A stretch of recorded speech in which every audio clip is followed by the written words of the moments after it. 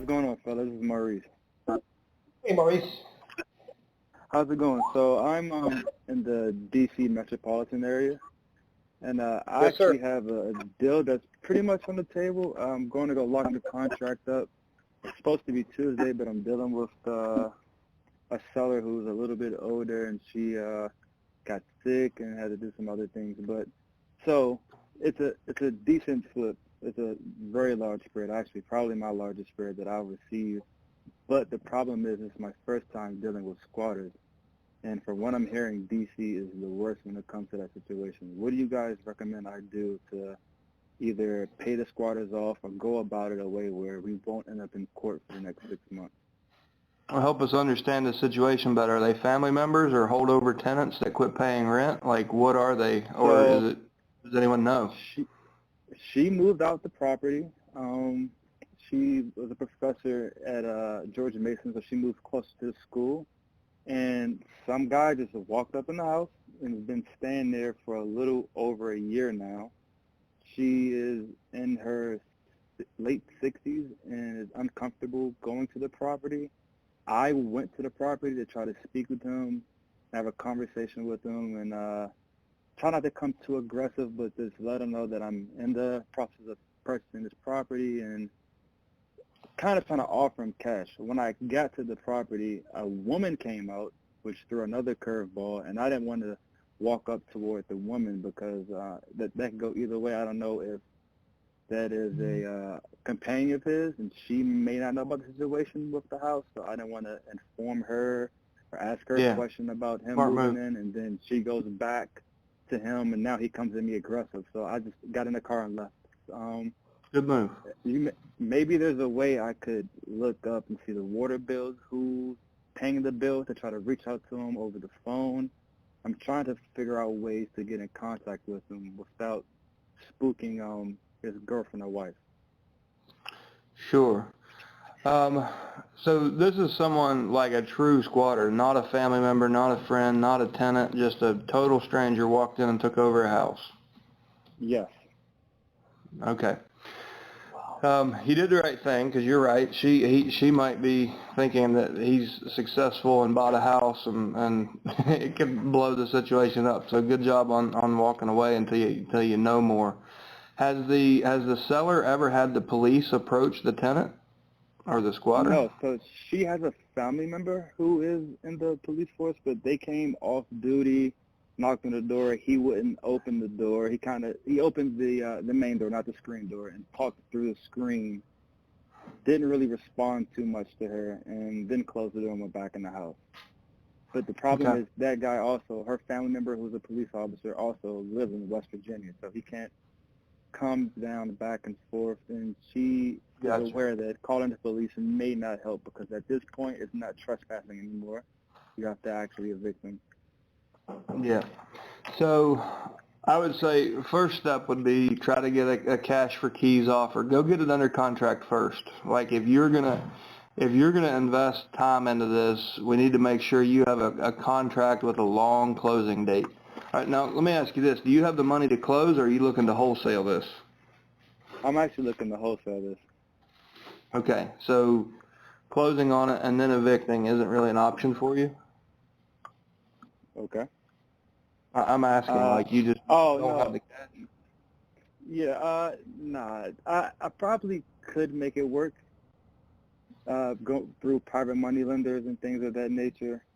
But with the deal that I have, I even thought that an investor would come in and buy it off of me with the squatter in there. I'll just throw quick numbers, like she's asking for high 3s to low 4s, and there's comps in the area, 700,000, one for 900,000. She just wants to get rid of it and get the guy out. So in my mind, I think I could wholesale it with someone in the property, and I think the investor will have no problem going to court for it. So do you think I should play along and put it under contract and then work with her with the court thing, or just try to bring a buyer in and settle like that? Here's what I think I would do. In the interest of time, we got a couple more in the queue. What I would do first, go get it under contract. make your closing date like a 90-day closing date if she's comfortable with that, on or before. So that gives you some time and gives you some flexibility. My first play, I would send a letter, or I would hand deliver a letter, like send a piece of certified mail to the house, letting them know that you now have a contractual interest and you're looking for a conversation. See if you can get the guy to get the occupant to call you. And I would, like, again, I would send it certified mail, and so you have a record of him receiving that and you requesting a conversation. If he engages with you, find out what his needs are. Find out what the story is. How much money is it going to take? Maybe you can pay a moving company and get it, find him a place to live, get him moved. I've never actually dealt with this in this demographic. Like, this is typically something that happens with $150,000 or less.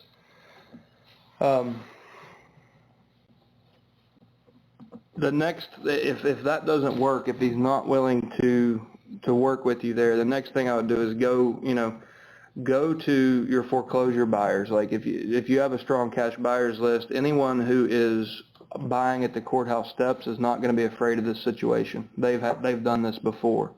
If you don't have those people on your buyers list, go to the next trustee auction, go to the next foreclosure auction, and meet those people and say, listen, I've got a deal, I'll wholesale it or I'll JV on it, and whatever you want. There could be a good opportunity for you to be a joint venture partner here with someone who is well capitalized and does have experience with this, and you might still be able to make a bigger profit and help and learn from it.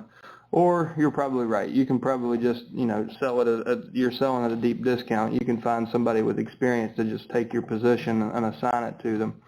But you want to make sure you give them a long closing window. Don't get them in a 30-day contract, because your assignment fee is only going to be as valuable as the deal you put together. So try to get really good terms that are favorable to the person who has to clean up the mess. Does that make sense? Yes. Yeah, and I was just going to add with those. Seller finance. Yeah, Maurice, I was going to add with that kind of a spread, maybe even make it a longer than 90-day. Give yourself plenty of time. And I would also be ready now with Plan B. Get your hard money together and everything, because, man, with that kind of a spread, I would have no trouble taking a house with a hostile tenant in there. Even if it takes you 6 months to get them out and a few thousand in legal fees, you've got a huge back end. It might be more difficult to sell it without having your end buyer. I mean, are you pretty comfortable with the condition of the property? Have you been able to at least determine that there's no major issues that you're going to have to take care of? I actually haven't been able to get inside of the house because of the squatter, so that's the problem. Yeah. As far as the outside walk around, everything looks pretty good. Yeah, because, I mean, that's a huge payday for you or your investors. So, yeah, get it under contract. You got nothing to lose by getting it under contract. Let me ask you this. Is it still in the name of the deceased, or is it already transferred to her? Oh, no, it's not a probate. I'm sorry. She it's not. owns Okay. it free and clear, no mortgage, anything. She's been paying taxes as well, even though. Where I was headed with this, you could have an opportunity to step in and have her owner finance it to you. So if it does take 6 months, you can be making small payments to her versus coming up with, like, risking a big sum of cash. So instead of getting hard money, make her your lender. So she already owns the house. The problem's already hers. She's basically just assigning the problem to you and getting paid on an incremental basis. And you can, even if you just get 1 year owner financing with 30-year amortization, that could put you in a position where you can keep the spread without having to give it away or wholesale it away. You can keep it. You're going to learn something. You'll go through the eviction process, and you'll be more valuable and more experienced because of it. But think creatively, because if her problem is she just emotionally wants rid of this and she wants it behind her, you might be able to give her a small down payment, owner finance it, go ahead and close on the damn thing, and then work on getting him out, and then you can retail it and get an even bigger spread. So you got a lot of options here because it's free and clear especially. And if you need additional help, you don't have to wait for these calls. Call into the main line and ask for me or Jim or any of us, and we can help you out with when you get more details. Okay. All right.